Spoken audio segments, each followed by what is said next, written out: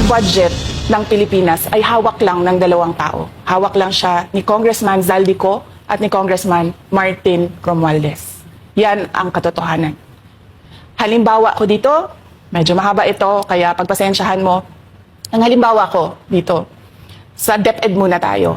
Sa Department of Education, noong taong 2023, merong 5 billion na inapprove para sa classroom construction. Nagulat ako kasi merong mga lumapit na miyembro ng House na humihingi. Hinihingi nila yung 5 billion, parte ng 5 billion na budget. Wala kasi akong experience sa ganyan. At saka ang pagkakaintindi ko, pag inapprove na yan ng Office of the President, ibibigay na yan, pagdediretso na yon sa approval at trabaho ng Department of Education sa construction ng mga classroom. Nagulat ako, may humingi. Magkano ba ang amin dyan? Magkano ba ang amin dyan? So sinabi ko, hindi pwede ito. Kasi ang mangyayari nito, hindi magagawa ng Department of Education ang trabaho namin na mag-construct ng classroom ayon sa classroom backlog at sa prioritization base sa backlog at sa classroom construction. So sinabihan ko yung isang congressman, sabihan ninyo si Martin Romualdez na hindi pwede chap-chapin ang classroom construction na 5 billion. Kaya kung makikita ninyo sa budget proposal na approved ng Office of the President, 5 billion yon. Pero nung lumabas yung GAA o yung budget approved noong 2023, naging 15 billion siya.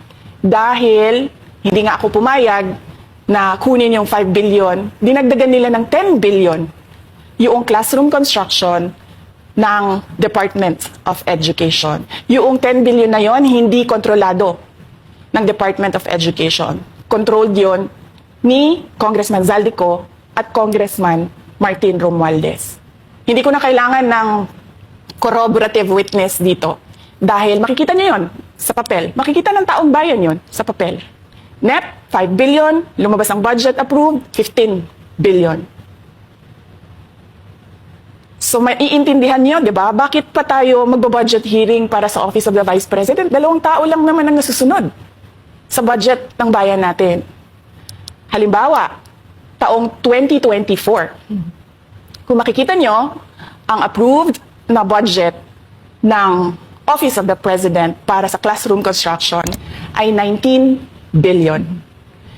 Noong lumabas na ang House version ng Appropriations Bill, ay naging 24 billion ito. So, approved 19 billion, paglabas sa House, naging 24 billion. At doon sa 24 billion na yon, kung hahanapin